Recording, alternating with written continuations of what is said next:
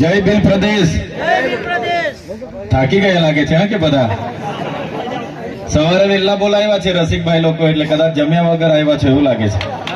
તો બધા વધારે સમય હું નથી લેવાનો, વ્યવસ્થાનો પણ અભાવ છે, પણ બધાને નમ્ર અપીલ કરું છું કે બધા પોતપોતાની જગ્યા વ્યવસ્થિત લઈ લેજો અને વધારે સમય હું નહીં લઈશ.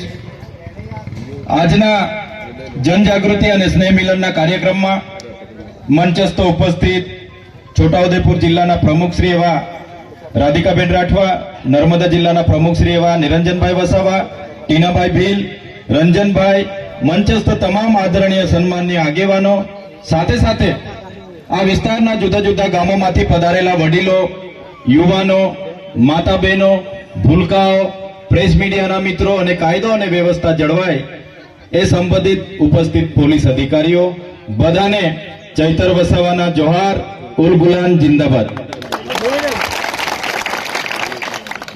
તમે બધા વિચારતા હશો કે આજે તો કોઈ ચૂંટણી નથી, કોઈ જાહેરનામું નથી, અને આ મીટિંગ શાના માટે રાખવામાં આવી છે? ત્યારે સાથીઓ, અમે તમને મળવા માટે આવ્યા છે. ઘણીવાર આપણા વિસ્તારના આગેવાનો ફોન કરે કે અમે મળવા માટે ડેડિયાપાડા આવીએ. ઘણીવાર કે અમારી આ રજૂઆતો છે. ત્યારે આજે નવા વર્ષના પહેલા દિવસે તમને બધાને મળીને પ્રકૃતિને પ્રાર્થના કરીએ છીએ કે આવનારું નવું વર્ષ સૌ માટે સુખ, શાંતિ, સમૃદ્ધિ સાથે સ્વચ્છ નિરોગી, સૌને સ્વસ્થ નિરોગી આયુષ્ય પ્રદાન કરે એવી પ્રાર્થના કરીએ છીએ.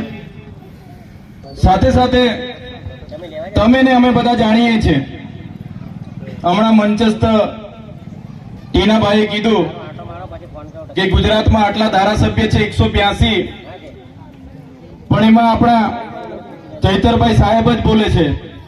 પણ અહીં બેઠેલા તમામ યુવાનો, વડીલો, માતા બહેનોને હું અપીલ કરું છું. ઘણા આગેવાનોએ મને સાહેબ સાહેબ સાહેબ કરીને કારના બોલે છે, પણ હું કોઈ સાહેબ નથી. મને તમારો ભાઈ, તમારો દીકરો બનાવીને રાખશો તો ગમશે. મારે કોઈ સાહેબ સાહેબ બનવું નથી, મારે કોઈ મસીહા બસિયા બનવું નથી, મારે કોઈ સાહેબગીરી બનવું નથી. કેમ કે તમે મને સાહેબ બનાવશો તો તમારો ને અમારો અંતર વધી જશે, એટલે મને ભાઈ બનાવીને તમારે રાખવાનો છે. રાખશો ને બધા? સાથીઓ, હું તમને કહી દઉં, ગુજરાતમાં 27 બેઠકો આદિવાસીઓ માટે રિઝર્વ બેઠકો છે. એમાં તમારી છોટાઉદેપુરની પણ 3 આવી ગઈ, અમારી નર્મદાની પણ 2 આવી ગઈ. એમાં ડેડિયાપાડામાંથી હું ચૂંટાયેલો છું. તો 27 બેઠકો પર તો બીજી કોઈ જાતિવાળા લડતા નથી. લડે છે કોણ? આપણા આદિવાસી લોકો જ લડે છે. સાચી વાત છે કે ખોટી વાત છે? હા, પાર્ટીઓ અલગ અલગ છે. કોઈ ભાજપમાંથી લડે છે, કોઈ કોંગ્રેસમાંથી લડે છે, કોઈ આમ આદમી પાર્ટીમાંથી લડે છે, કોઈ બીટીપી માંથી લડે છે, કોઈ ભારત આદિવાસી પાર્ટીમાંથી લડે છે, કોઈ સપામાંથી લડે છે, કોઈ બહુજન સમાજ પાર્ટીમાંથી લડે છે. પણ આખરે ચૂંટાઈને તો આદિવાસી જ વિધાનસભામાં જાય છે ને.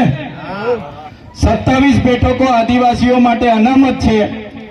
છેલ્લે ચૂંટાઈને તો આદિવાસીઓ 27 જણ જ વિધાનસભામાં જાય છે. બધાએ બોલવું પડે, પણ જયારે આદિવાસી સમાજને માટે બોલવાની વાત હોય, 1-2 ધારાસભ્યને છોડીને કોઈ આદિવાસી ધારાસભ્ય વિધાનસભામાં આપણા સમાજ માટે બોલતા નથી. કેમ કે એ લોકોને ટિકિટની ચિંતા છે. આજે આટલો બધો આપણા વિસ્તારમાં અન્યાય અત્યાચાર થાય છે, કોઈ બોલતું નથી. એમને પાર્ટીએ રિમોટથી ચલાવે છે. પાર્ટી એમની પાર્ટીની ટિકિટથી પડેલી છે. ત્યારે આજે તણખલાના આ મંચ પરથી હું તમને કહેવા માંગુ છું, હું જે વિધાનસભામાંથી ચૂંટાઈને આવું છું એ આદિવાસી રિઝર્વ એટલે કે આદિવાસી અનામત બેઠક છે. મને કોઈ પાર્ટી ટિકિટ આપી દે, પણ આદિવાસીનો જાતિનો દાખલો મારા ફોર્મમાં હું નહીં મૂકું તો મારું ફોર્મ પાસ થવાનું છે નથી. ફોર્મ મારું પાસ થશે? કોઈ પણ પાર્ટી મને ટિકિટ આપી દે, પણ મારો આદિવાસીનો જાતિનો દાખલો હું નહીં મૂકું તો મારું ફોર્મ પાસ થવાનું છે ભાઈ? પાસ થવાનું છે? નથી થવાનું ને? એટલે આદિવાસીના જાતિના દાખલાથી હું ધારાસભ્ય બન્યો છું. મારા ડેડિયાપાડાના આદિવાસી સમાજના આશીર્વાદથી હું ધારાસભ્ય બન્યો છું. આજે તમારી વચ્ચે આવ્યો છું તો આદિવાસી સમાજના ધારાસભ્ય તરીકે આવ્યો છું.